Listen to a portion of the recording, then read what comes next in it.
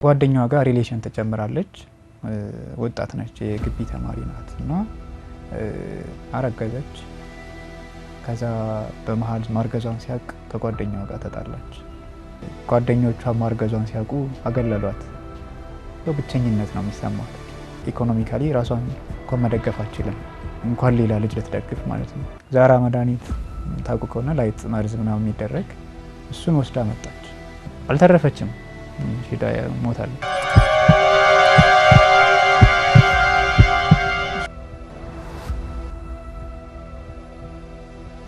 በ4 እና 5 ስቴቶች ቅርንጫፍ ከፈተ።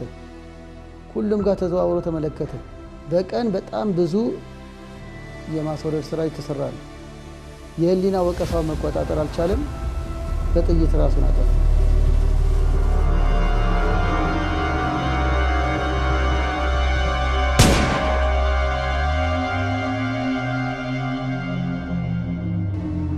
እኛ ሀገር ኢትዮጵያ ውስጥ 2014 የተጠና ጥናት የሚያሳየው 620,300 እናቶች በአመት ውስጥ ውርጃ ያደርጋሉ። ይሄ ልክ ኢንዲዩስድ ነው አይቆጠር ነው።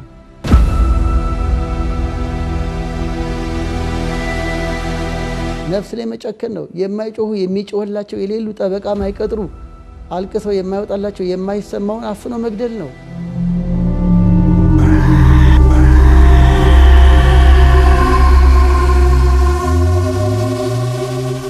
ህይወታችን ከእግዚአብሔር ጋር የምንኖርበት ለነገ በእግዚአብሔር ቀኝ እንቆምበታለን ብለን የምናስበውን መንገድ እንዲበላሽ ያደርጋል።